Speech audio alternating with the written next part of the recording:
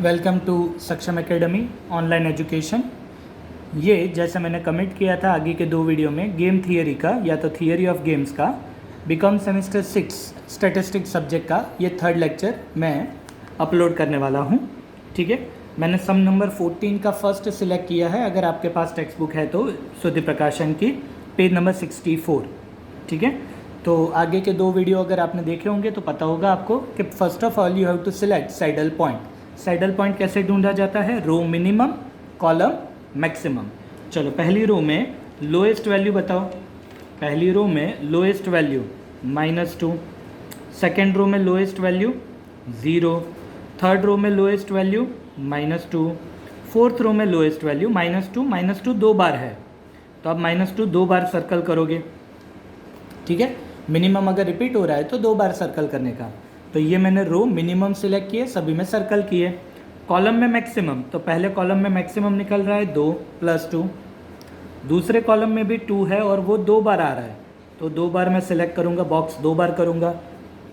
Column 3 में भी 2 is the highest और वो दो बार आ रहा है तो मैं दोनों बार बॉक्स करूँगा। और कॉलम 4 में भी हाईएस्ट वैल्यू है 2 और वो एक ही बार आ रहा है तो उसको भी मैं बॉक्स करूँगा।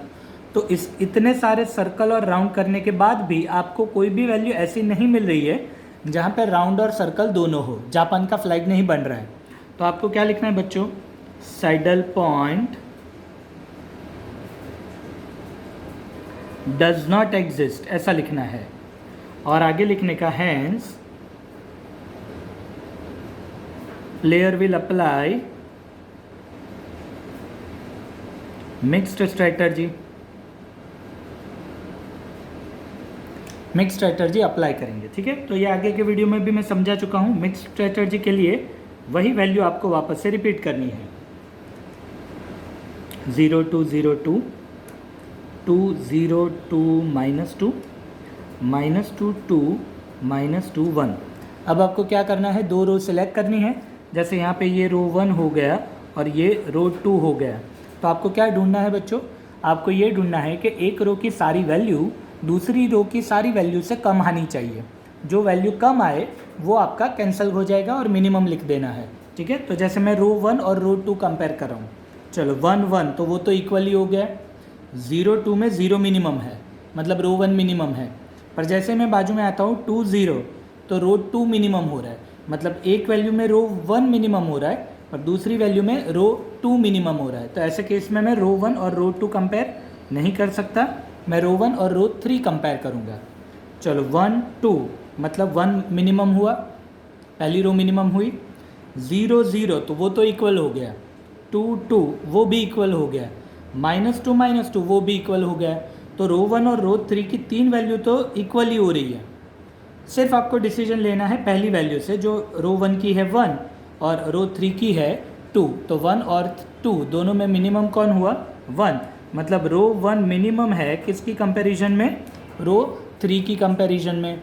तो जो मिनिमम आएगा वो नेक्स्ट स्टेप में से निकल जाएगा, मतलब नेक्स्ट स्टेप में रो 1 की वैल्यूज़ नहीं लिखनी है। तो आप क्या लिखोगे? 1 2 -2 2 0 2, जो कैंसिल हो गया वो हटा दिया मैंने। 0 2 -2 2 -2 और 1। ठीक है, अब आपको कॉलम कंपेयर करना है। ये हो गया आपका कॉलम 1, ये हो गया आपका कॉलम 2, उस हिसाब से बाजू वाला कॉलम 3, उसके बाजू वाला कॉलम 4। जैसे बात चलती है कॉलम की, कॉलम में आपको मैक्सिमम सेलेक्ट करना है। कॉलम में आपको मैक्सिमम सेलेक्ट करना है। तो चलो कॉलम में कंपेयर कर रहा हूँ। 1 2 मतलब 2 ज़्यादा हुआ, 2 मैक्सिमम हुआ। पर जैसे ही मैं बाजू की नीचे वाली वैल्यू में आता हूँ 2 0 तो कॉलम 1 मैक्सिमम हो रहा है। वापस से देखो 1 2 तो कॉलम 2 मैक्सिमम हुआ।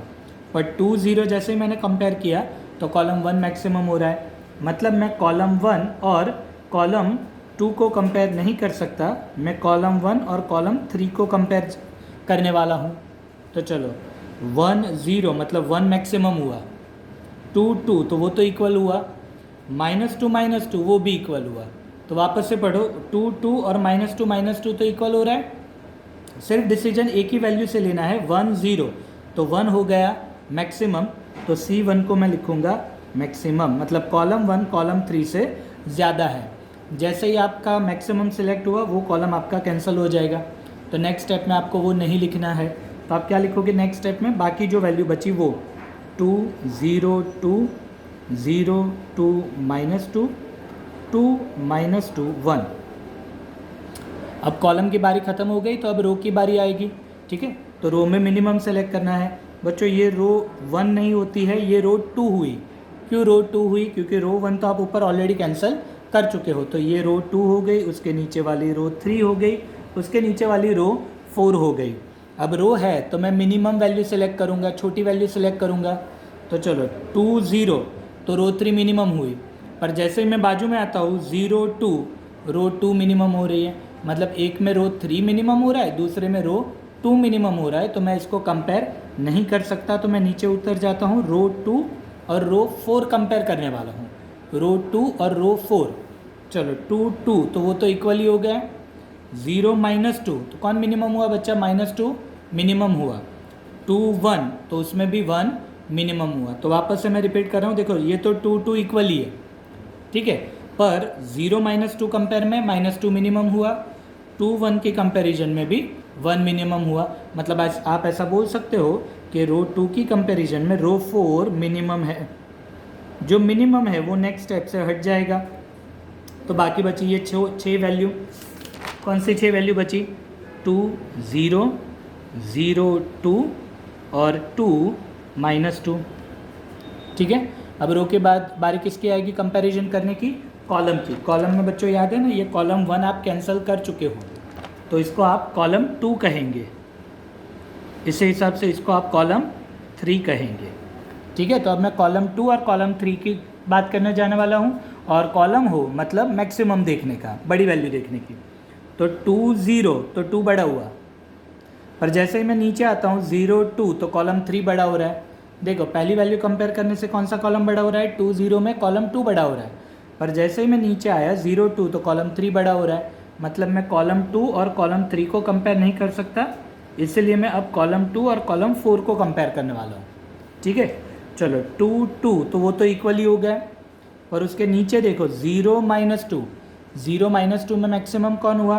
0 -2 छोटी वैल्यू होती है ना, 0 प्लस में है तो वो पॉजिटिव वैल्यू होती है, बड़ी वैल्यू होती है। तो देखो पहली दो वैल्यू तो इक्वल है, 2 2 वो तो इक्वल है। 0 -2 मतलब ये 0 बड़ा हुआ, तो कॉलम 2 बड़ा है, मैक्सिमम है किसकी कंपैरिजन में? कॉलम 4 की कंपैरिजन में। मतलब कॉलम 2 कैंसल। तो कौन सी 4 वैल्यू बच रही है? 0 2 2 -2। तो आप 2/2 के मैट्रिक्स में पहुंच गए। आपको ये प्रैक्टिस करनी होती है रो कॉलम वाली, मिनिमम मैक्सिमम वाली, जब तक आप 2/2 में नहीं पहुंच जाते। तो अब 2/2 में पहुंच गए आप, तो इसके लिए ये फॉर्मूला अप्लाई करनी रहेगी। पर उससे पहले मैं आपको ब्रीफ में ये लिख के देता हूँ। A1 1 0 हुआ, 1 1 मतलब फर्स्ट रो फर्स्ट कॉलम, 1 2 उसकी बाजू में 2 2 1 second row first column, second row first column 2 2 2 -2 हुआ। ठीक है, तो अब ये वैल्यू नीचे फिट कर दो। तो ये लास्ट लेक्चर में भी मैं बोल चुका हूँ और लास्ट टू लास्ट लेक्चर में भी बोल चुका हूँ कि भाई P1 Q1 और V की तीनों की फॉर्मूला में डिनोमिनेटर कॉमन है। मतलब फॉर्मूला भी कॉमन है और आगे जाके वैल्यूज़ भी कॉमन ही आएगी, सिर्फ न्यूमरेटर बदल रहा है। तो ऊपर है 22 -21, तो 22 है -2, इसे 22 कहेंगे ना, -21 है +2, पर बीच में साइन माइनस की है, तो -2 -2। डिनोमिनेटर में आएगा 11 + 22, मतलब 0 + -2 आ रहा है, -1 2 1 2 है 2 2 1 है 2। तो इसको सॉल्व कीजिए। -2 विल बी -4 डिवाइडेड बाय 0 + -2 हो जाएगा -2 +2 +2 +4 हो जाएगा, पर आगे साइन बॉक्स में माइनस की है तो ये -4 हो जाएगा। तो सॉल्यूशन क्या आएगा? -4 अपॉन -2 -4 विल बी -6। अल्टीमेटली क्या होगा? Minus minus will get cancel, तो बचा 4/6। 4/6 को आप 2/3 भी बोल सकते हो। तो जैसे ही P1 आ जाता है आप P2 की फॉर्मूला अप्लाई कर सकते हो, 1 - P1 2/3, तो उसका आंसर आएगा 1/3। ठीक है, तो अब Q1 की बारी। तो Q1 में तो मैं ऑलवेज बोलता हूँ डिनोमिनेटर डायरेक्टली लिख ही दो, -6 ही आने वाला है क्योंकि यहाँ पे -6 आया था। डिनोमिनेटर सभी में कॉमन ही होता है, ऊपर सिर्फ चेंज आएगा। 22 -12 है, तो 22 कितना है आपका -2 और 12 कितना है वो भी -2 ही है। तो क्या आएगा वापस से -4/-6 ही आ रहा है। -4/-6 को आप क्या कहोगे 2/3। तो ये क्या हो जाएगा, वही आंसर वापस से रिपीट होगा 1/3। अब v की फॉर्मूला है, v की फॉर्मूला याद रखने के लिए मैंने कहा था जो डिनोमिनेटर के बीच में यहाँ पे प्लस है वो ऊपर मल्टीप्लाई है, ठीक है। पर डिनोमिनेटर तो -6 पक्का ही है, सिर्फ ऊपर मल्टीप्लाई करना है। तो 0 -2 -2 × 2। तो देखो बच्चों 0 में से कोई भी मल्टीप्लाई होगा 0 हो जाएगा। 2 2 ज़ा 4 पर आगे साइन माइनस की है तो -4/-6। तो आंसर आएगा वैल्यू ऑफ गेम का भी 2/3। v भी सेम ही आ रहा है, ठीक है। ओके, तो अब आंसर किस तरह से लिखोगे, a b और v। v मतलब वैल्यू ऑफ गेम, चलो वो तो 2/3 हो गया, समझा ना मुझे सिर्फ a और b ही है।